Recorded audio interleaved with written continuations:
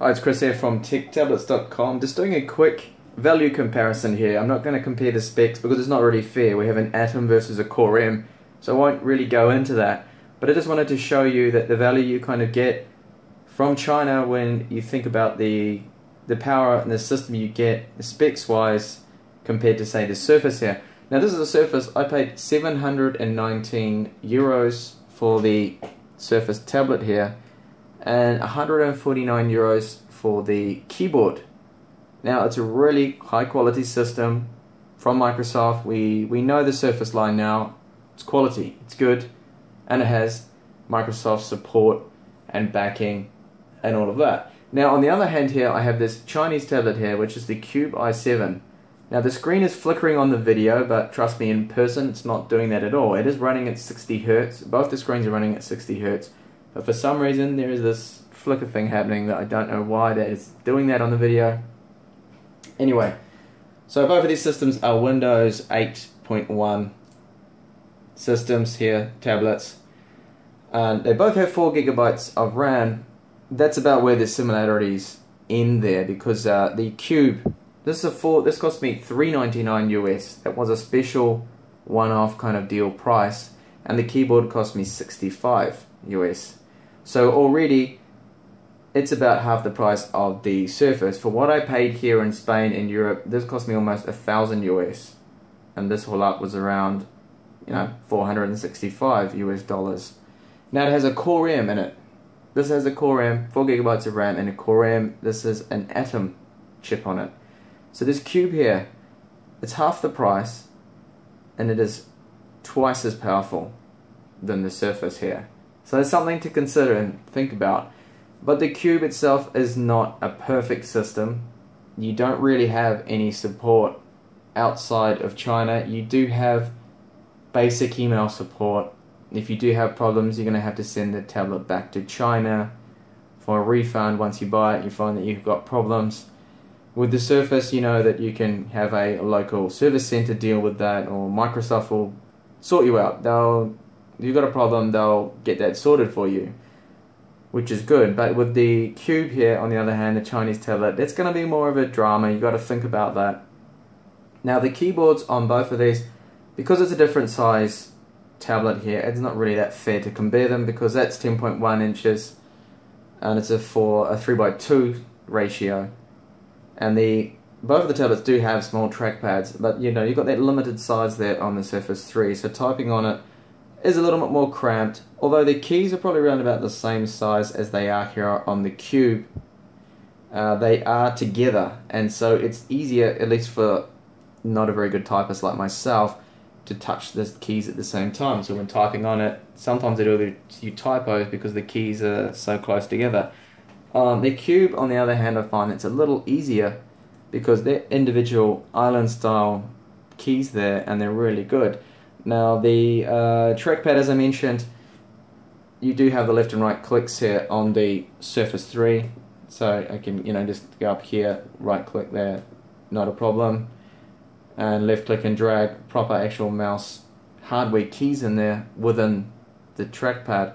Now on the Cube you don't get that. The Cube, you just have this pretty much a horrible trackpad. I don't like it at all. It's very small, it's overly sensitive, and there are no physical left and right keys. So if you're not much of a touchpad person, I'm not, I use a mouse, then that probably won't bother you too much.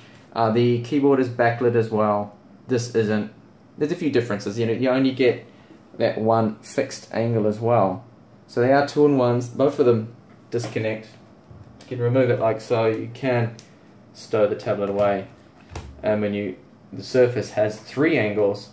See, that's the first angle. You have the second one there, and then the third really low down like that. And the whole thing does fold up quite nicely like that. And it's a very neat, nice, pocketable, not pocketable, it's not a phone, I didn't mean to say pocketable. You can put it in a bag very easily, and you can do the same with the Cube, but the Cube's quite a bit heavier, it's a little bit more bulkier. The audio quality in the Surface is excellent, great front-facing speakers on it, and the Cube has little tiny speakers that are on the left and right here.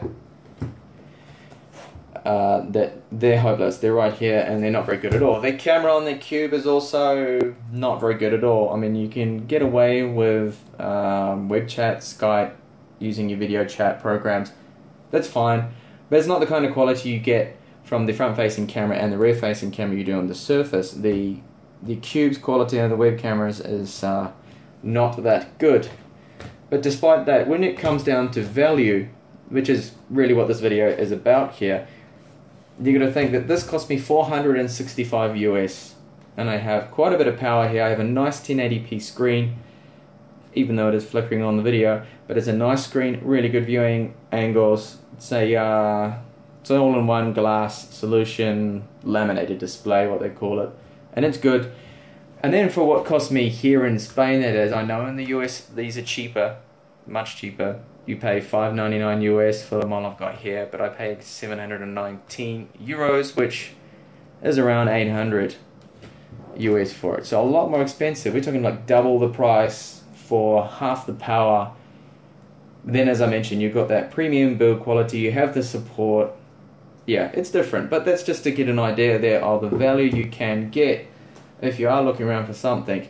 Now, build quality definitely goes to the Surface, but the Cube build quality isn't actually that bad at all. I mean, it's a very well put together tablet.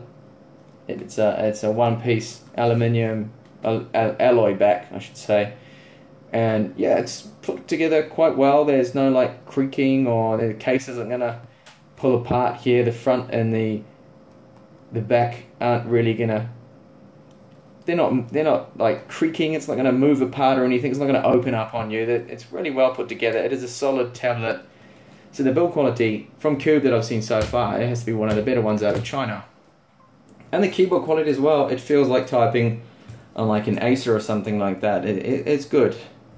Anyway, so that's just an idea of the value you can get from some of these tablets if you do decide to look out of your country and look towards Chinese tablets. That yeah, they're not all wonderful, but there's some good value out there when you think about the kind of power you're getting for the price you paid. Now, hopefully Cube are going to lower this price down. I think at the moment it's selling for around 460 US is the cheapest. Hopefully they're going to lower it down to that $399 price that I bought this for.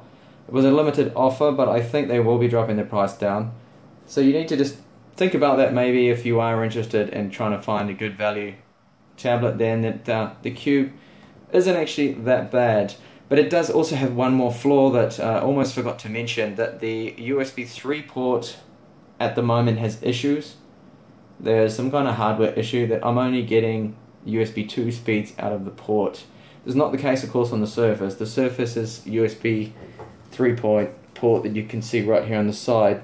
That works fine. I mean, I can get proper USB 3 speeds out of it, but I can't on the Cube. Something to think about.